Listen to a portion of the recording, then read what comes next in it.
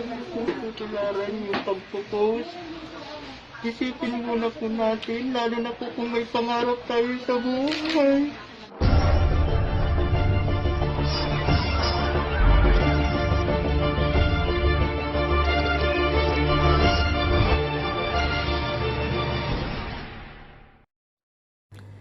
Hi guys, welcome to my YouTube channel na naman. Nagbabalik na naman tayo mga kabistak. Kumusta na kayo mga kababayan ko at mga mahal nating kapwa OFW dito sa Middle East. Ayan, mabuhay kayo. So, ngayon na naman mag-reaction na naman tayo tungkol nitong mga anti-Duterte na to.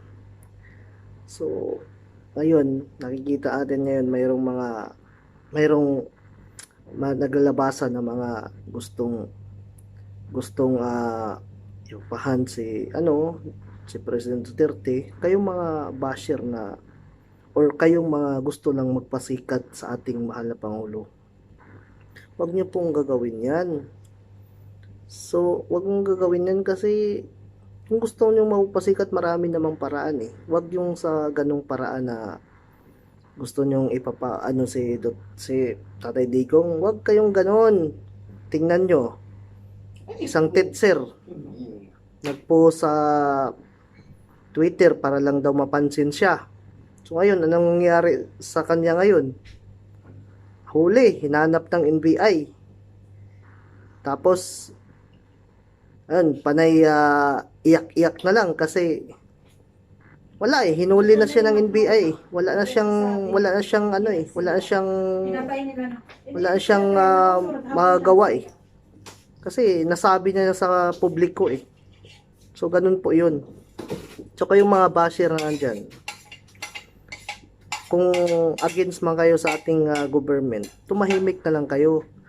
At yung mga ibang nakikisaw-saw lang na para sumikat, wag na kayong makisaw-saw. Kasi imbis sisikat na kayo, pero kulungan naman ang diretso nyo. Kaya ano lang to, ginawa ko lang tong reaction kasi nga para po ay ma-aware kayo. Hindi lang yung makikisabay kayo sa uso, sa kung ano yung issue ngayon. Panay kayo bas-bas sa ating government eh. Tumahimik na lang kayo. Marami namang paraan para mapansin tayo. Pwede naman kayo gagawa kayo ng pangpatawa dyan. O, di ba? Pag yung gagawa kayo ng sisiraan yung gobyerno, walang mangyayari sa inyo. O, isang example din. Yung sa teacher na yan, ha? Teacher yan, kapopromote lang. Pero wala siyang public na yan eh. So, hindi maganda yung ginawa talaga niya. So, sana yung mga nagbabas dyan, marami pa ako nakikita ngayon sa social media na dudublehin daw. Tumahimik na kayo. Oy, alam nyo naman na ang NBI, mayroong cybercrime yan. Kaya, wag na kayong yung gusto pang makisawsaw sa issue ngayon. Tumahimik na kayo.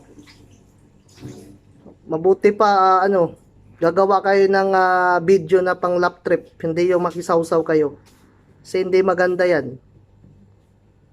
Ayan, so dito na lang po ako. Sana ay maging lesson na naman to sa inyo.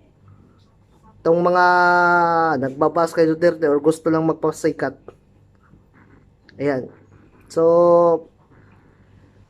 kayo nang bahala, kayo nang humusga sa mga tao na yan na nagbabas. Basta ano lang tong sa akin, gumawa lang akong reaction para ma-aware kayo.